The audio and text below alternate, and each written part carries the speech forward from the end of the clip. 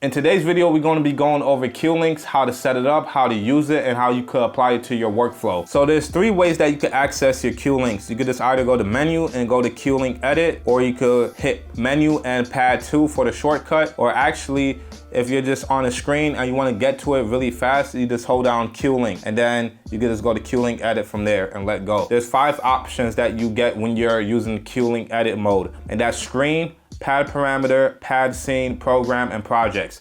So we're gonna start off with screen and then we're gonna go all the way to projects. So I got this beat pulled up.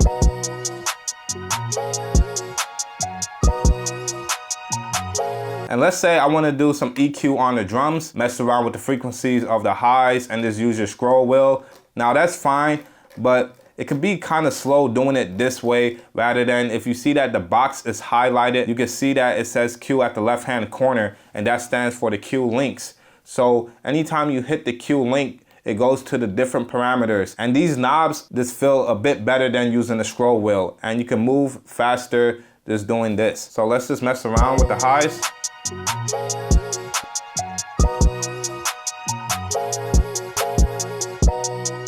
I could turn down the highs.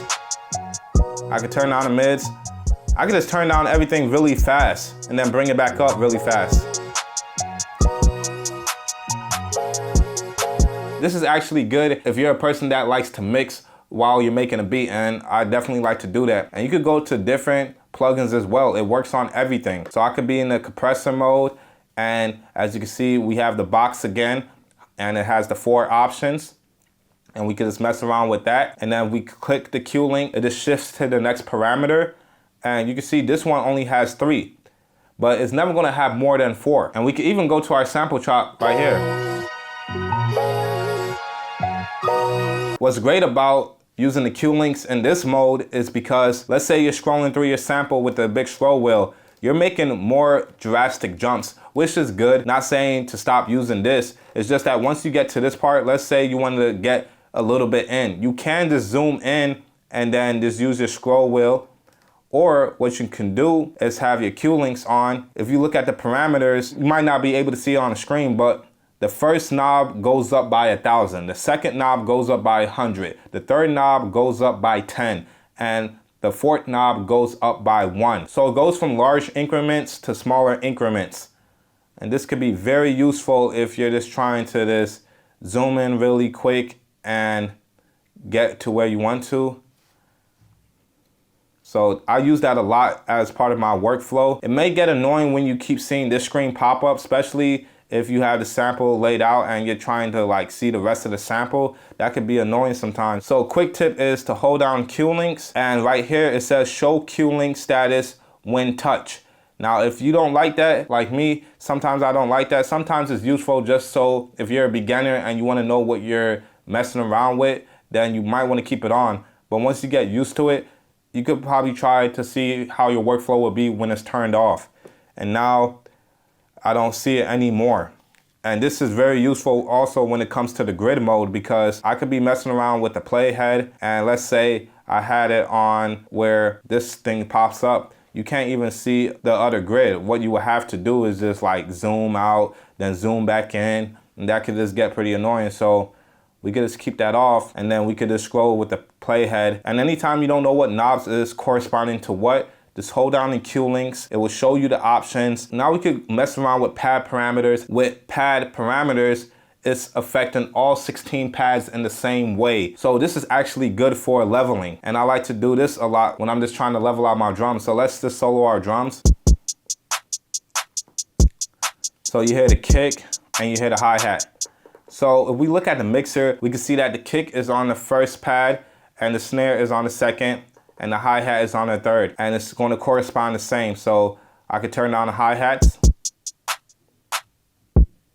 turn it back up,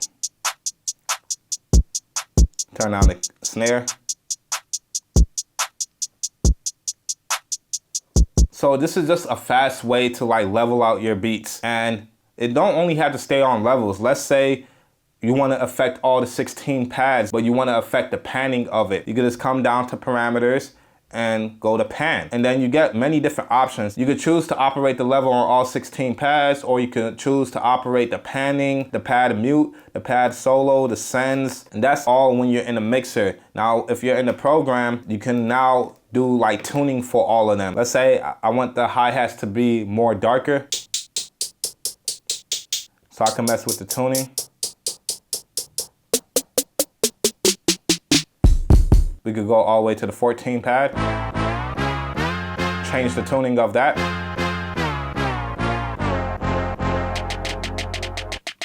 So this just gives you quick access to kind of sound design as well. You could also use different filter cutoffs.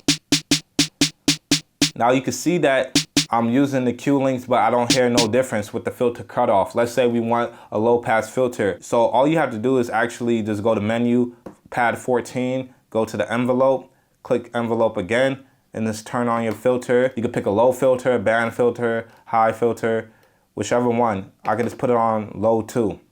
And then I'll go menu, second pad. Now I can hear it. Now the only minutia thing is, if you want to change everything to a low pass filter, then you're probably going to have to go in and, you know, assign the low pass filter to the kick. So let's say you actually did want to put a low pass filter on everything, but you didn't want to use up all your knobs. This is where pad scene is very useful, because with pad scene, you could just use one knob to affect all these pads. But the only thing is, you're probably still going to have to go through and set it up. Now let's say that you hit a pad, you can see that there's no filter on that one, but there's a filter on pad 2. So you just got to go through, put your different filters. So now that there's filters on all of them, you can go back to menu, pad 2. Just with this one knob, you can affect all your frequency cutoffs.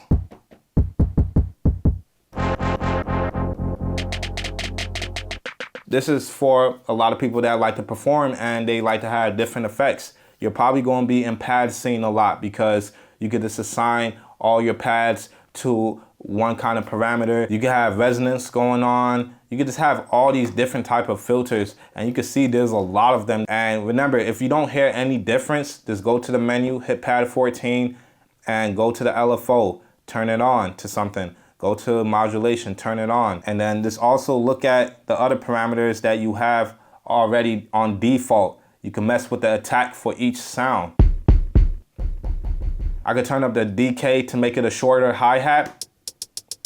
And I know it's making it shorter because I could just go to menu, pad 14, go to the envelope, hit the hi-hat, and then you can see where the decay is now versus when I pull it up. And you can just use your ears. And you could also just go in and change them. Let's say you don't want any sends.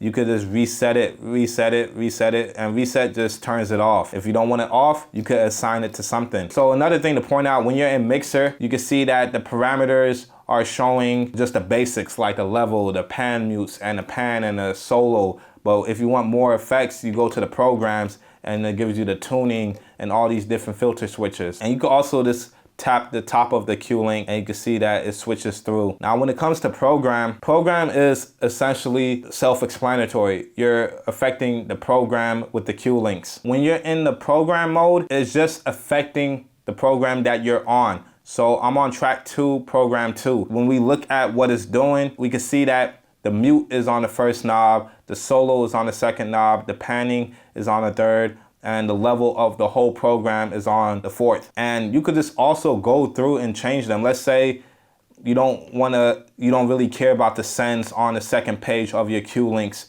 What you can go do is mess around with the program, and you can see from the mixer, you could, like I said, the mixer will always have the basic parameters. And then when you go into the program, you're actually going to only be limited to the global semi-tune and the global fine tune, which is fine, because if you wanted to do any kind of advanced sound design, just use pad scene. And another cool thing about the program is that you have inserts. So now we can start affecting the program with the Q links and set up automation this way. So let's just go to an EQ, and you can do this on any effect. I'll just choose the EQ. The EQ is on the whole program. Now that we have an EQ on it, we could go to menu pad 2. We could go to the first insert, and we can use those settings that's on the EQ to affect our whole program just by using the Q link. So I could use this low cut on the whole thing. So you can see if I switch to the page, it's turning off the low cut. And you could just mess around with all the different knobs. And if you have another insert with a different plugin, you can flip through those parameters just right here. We can also switch to the individual pads within the program. So let's say we're on a kick. We could just go to our hi-hats real quick. And let's say we wanted to pan the hi-hats at one point and then have it reset by itself, not us going to this point and then resetting it by ourselves. This is where momentary comes in handy. So I could turn on momentary and then play it. Let's say I want to pan it. And I could just let go. So that's all momentary is doing, which is a great feature, especially in live performance, because you don't want to have to do this and then come back up. That's going to take a lot of time. So I'm just showing you guys how to set it up, but it's going to be up to you on how creative you get with it, because it's really endless of the things that you can do. And then projects is pretty much the same. Now this is affecting the whole project that you're in. And once again, you can always go in and change the parameters, and you could also change the outputs if you have anything else hooked up as well. You can affect sub mixes. Let's say you using a lot of your inserts, you used all 4, and you assign like your drums into one sub mix. You could still do the same thing. Affect the panning of the sub mix, affect the volume of the sub mix.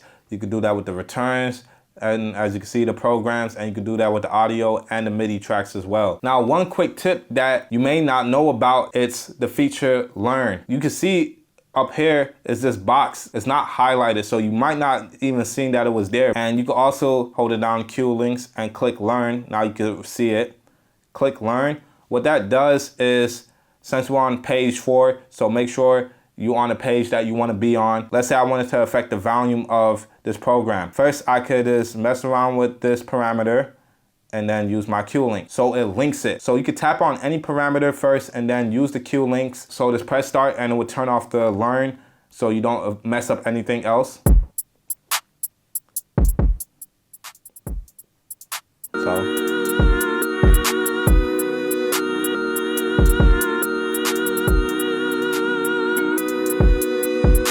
I could even go to pad 1 and put a reverb. Let's say I just want to mess around with the mix level. You always want to make sure that the Learn is blinking, because if Learn is not blinking, then you're not going to be affecting the parameters like you want it. So now that the Learn is blinking, I could just go up here and use pad 1. And then I could just get back out of that screen.